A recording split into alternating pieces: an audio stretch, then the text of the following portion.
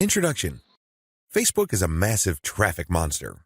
As of this writing, it has over 1.3 billion, and that's with a capital B, daily active users. Think about that.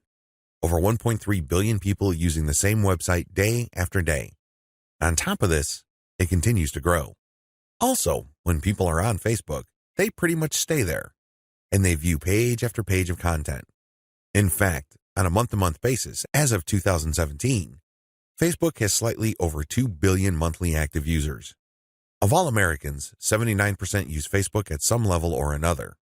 If this wasn't impressive enough, the next platform that gets the highest percentage of American users is Instagram, which is owned by Facebook. Instagram clocks in at 32% of American usage. Among U.S. residents, 53% reportedly use Facebook several times a day. In terms of the world's total population, more than 22% of people on the planet use Facebook with some level of frequency. The point is, Facebook is a massive traffic monster. You really can't afford to miss out on Facebook and its marketing potential. If this wasn't impressive enough, wait, it gets even more mind-blowing. Once people log into Facebook, the system basically keeps tight surveillance on them. And the crazy thing is that this is all done with their permission. When you sign up for Facebook, there is a user license agreement that you must consent to. Unless you read the fine print, you wouldn't become fully aware that once you sign in, every like, comment, share, as well as pages that you liked and even ads that you clicked will be monitored by Facebook.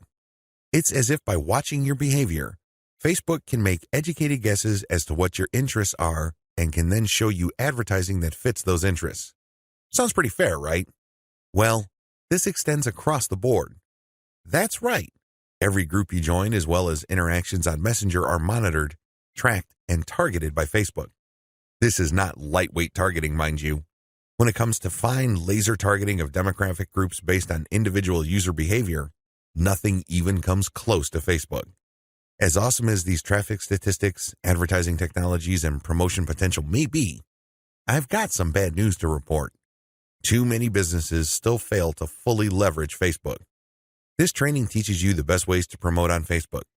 It also gives you step-by-step instructions so you can engage in Facebook marketing with a higher than average chance of success. How to optimize your Facebook ad campaigns. Follow the steps below so you don't overthink things and make bad decisions when optimizing your FB ads. Reverse engineer your competitors and come up with a standard model. If you have a personal account, find your competitors and like their pages. Before you know it, you'll start seeing ads either from your competitors themselves or from businesses that are very similar to your competitors. Pay close attention to these ads. Reverse engineer them to find the standard model for these ads. In other words, go through as many of these ads as possible and get a clear understanding of what kind of pictures, headlines, and text they use. Also, if they are mostly promoting posts, pay attention to that. Whatever the case may be, look at what they're doing and see common patterns. Focus on the most commonly used strategies because this gives you the industry standard model.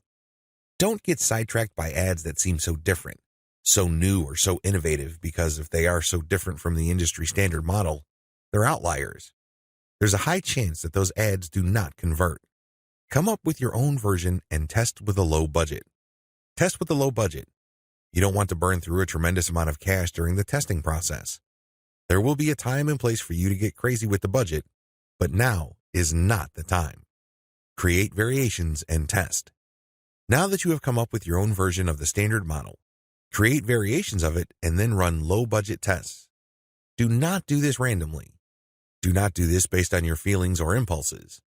Instead, you have to follow certain rules on how to create variations. Otherwise, you wouldn't know which part of the ad accounts for its greater success. I've seen this happen many times. In fact, I've committed this mistake before. I would take an ad and test it. I would notice that it's not getting that many clicks, so I'd change half of the ad. Maybe I change the picture and then the headline, or I would change the heading and the description. Whatever the case may be, I would change half of the ad, and sure enough, it would improve. But when I try to improve things again by changing the other half of the ad, it falls apart. You want to establish a way of effectively tracking which changes accounted for which improvement. By using this method, you can optimize parts that work to reach peak convertibility and then work on the other elements of the ad that could use some improvement. However, you have to do this in a systematic way. I've described this in the section below. Pick the winner and make further variations. Now that you have made variations of the original and you ran a test, there will be at least one winner. It gets the most clicks and conversions. Make variations of it and you run the test again. Keep testing until you find the ad that delivers the best return on investment.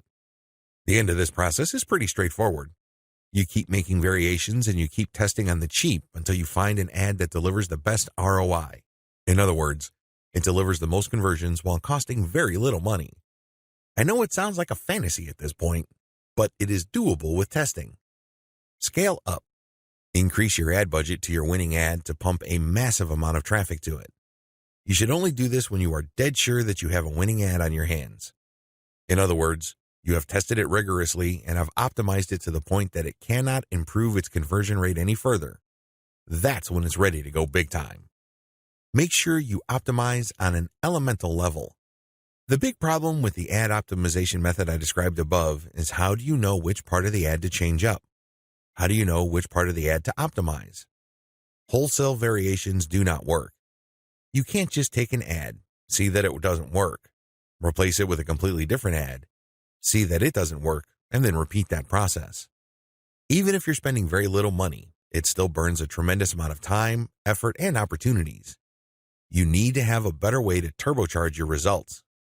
Vary on an element-by-element basis. I would take an ad, and I would restrict my optimization to a specific element of that ad. Every ad actually has many elements. There's the graphics, the heading, the description, the link. I would start with one element, and I will come up with different versions. The most obvious part is the picture. So I'd play around with the different pictures and see which gets the most clicks. I would then come up with a variation of that picture and see if I can improve my click-through rate. Again, I'm spending very little money here. I just want to see an improvement in click-through rate for that element that I'm varying. Once I have reached a plateau and I can't improve any more on that element, I would then switch to another element. For example, if I'm running a campaign for dog food and I notice that my best performing picture after a series of variations is a picture of a Chihuahua that seems to be smiling, I will keep that picture, but then I will then switch to the next element of the ad, which is the headline. I would then keep varying the headline to see if I can improve the conversion rate of that ad. Once I've reached the ceiling or a plateau for improvements in conversions due to headline changes, I then move to the description. Do you see how this works? You know that you have to vary an element if you keep picking the winning variation. You do this with small tests until the whole ad is optimized. After all elements have been optimized, scale up your ad buy. Once I've gotten an ad that converts much better than its original form, and I've gone through all the elements, now is the time to scale up. This is where I pour quite a large amount of cash into my Facebook ad campaign to boost traffic.